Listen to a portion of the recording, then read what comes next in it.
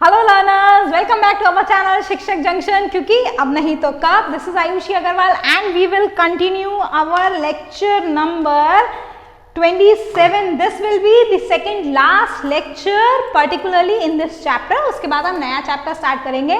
I know बहुत सारे comments आ रहे हैं चैनल के ऊपर कि मैम आप सेकेंड चैप्टर कब स्टार्ट करेंगे. Need not worry, I will start a crash course. सारी की सारी इन्फॉर्मेशन आपको चैनल पर ही मिलेगी.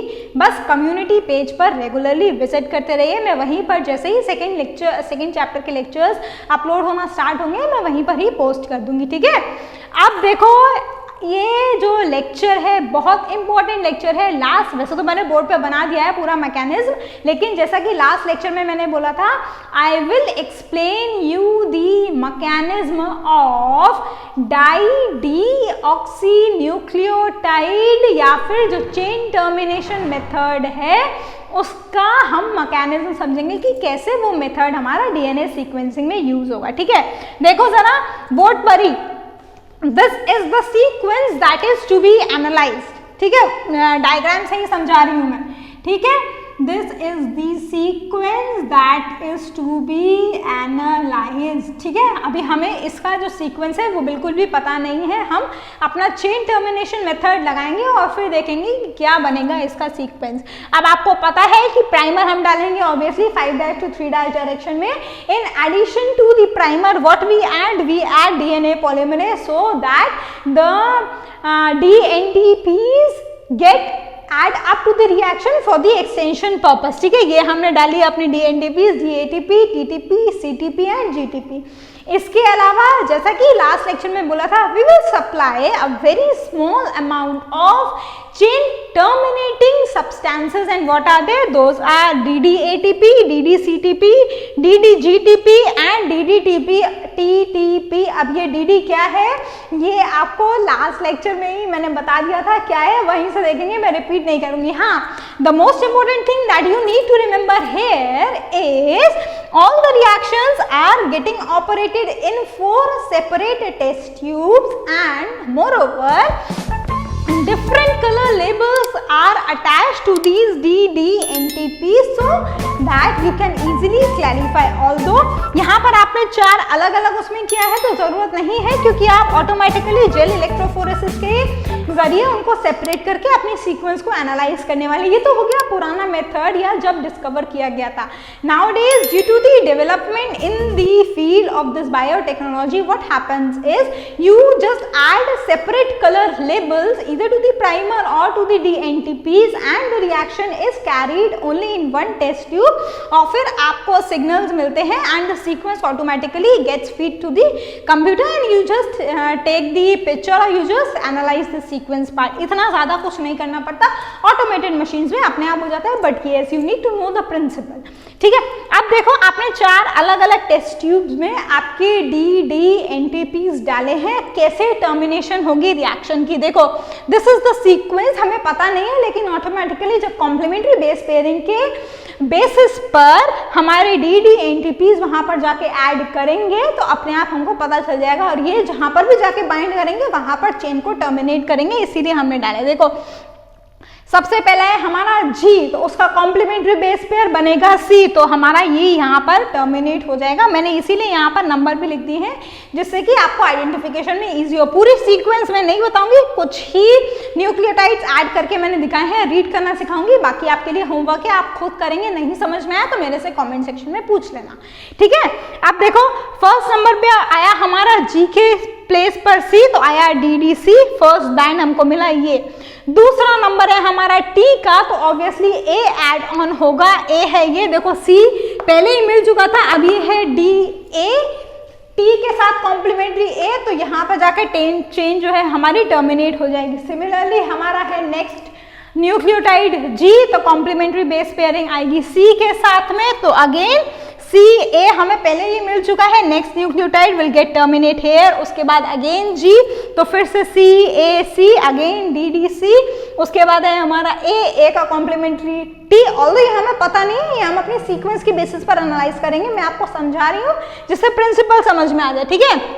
अब देखो ये मिलेगा हमें यहाँ पर एक ये है T, ठीक है, तो क्या मिलेगा हमें CA, ये जो सीक्वेंस है ये आपको मिलेगा या फिर ये पैटर्न मिलेगा, आपको उसकी हाइट के बेसिस पर बैंड्स को एनालाइज करके सीक्वेंस को डिपिक्ट करना है, ठीक है।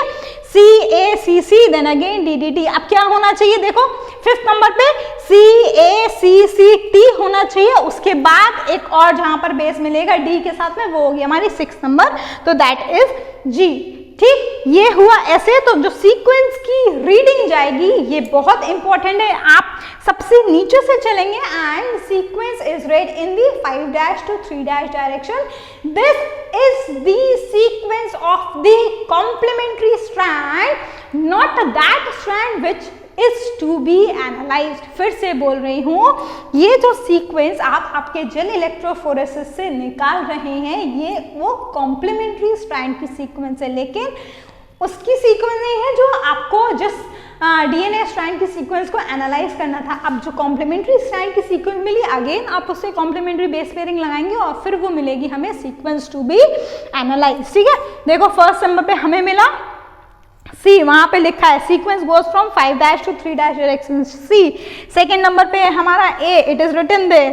थर्ड पे अगेन C, फोर्थ पे C लिखा हुआ है वहां पर। फिफ्थ पे हमारा मिला T, ठीक है, देयर। 6th नंबर पे मिला हमें G, तो ये हो गया sequence of the complementary strand. अब आप इसके बेसिस पर सीक्वेंस टू बी एनालाइज निकाल लीजिए, that will be, let me change the color of the marker so that you get, यहाँ पे आएगा हमारा G, then again A के साथ T, C के साथ G, G, A, C, देखो जरा ये आएगा 3' to 5' डायरेक्शन, मैच करो G, T, G, G, A, C, G, T, G, G, A, C, ऐसे पूरी सीक्वेंस इस तरीके से एनालाइज होती हुई चली जाएगी। ये होता है हमारा बेसिस किसका, चेन टर्मिनेशन मेथड का, in order to get the sequence या फिर in order to analyse the sequence of the DNA strand. और आज के टाइम पर ये जो डीएनए सीक्वेंसिंग है मैंने आपको बताया, या तो देखो ये हो गया हमारा पुराना कि कैसे वो डिस्कवर हुआ, बेसिस अभी भी सेम है, but because we have less amount of time now days in the research और because of the automated technology what happens is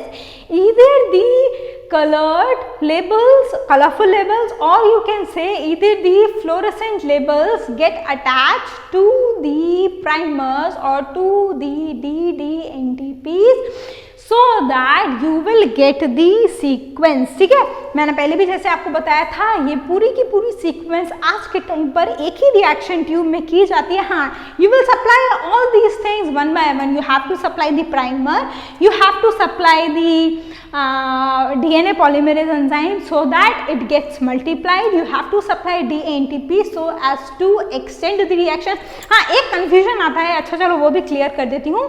बहुत सारे बच्चे पूछते हैं कि ma'am when you are supplying DNTPs and you are supplying DDNTPs, दोनों का role क्या है? हम सिर्फ DDNTPs भी तो सप्लाई कर सकते हैं, लेकिन नहीं, अगर आप सिर्फ DDNTP सप्लाई करेंगे तो ये जो इलोंगेशन प्रोसेस हो रहा है उनके अलावा वो नहीं होगा, है ना। आपको इलोंगेशन भी करना है, टर्मिनेशन भी करना है। टर्मिनेशन इसीलिए आपने सेपरेट उसमें ट्यूब्स में आपकी DDNTP स्पेशलाइज डाली है। जब आप एक ही रिएक्शन में करेंगे तब आप इसको लेबल कर देंगे so that you will get a different colour signal and henceforth your sequence to be analysed, ठीक है।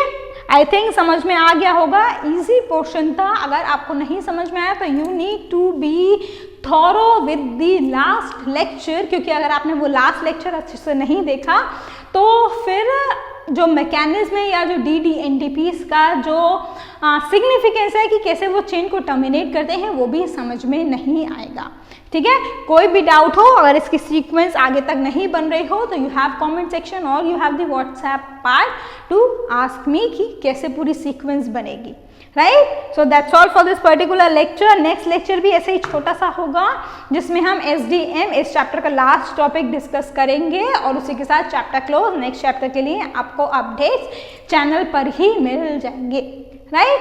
सो we will meet again, till then have a good day, take care, bye bye, thank you, happy learning.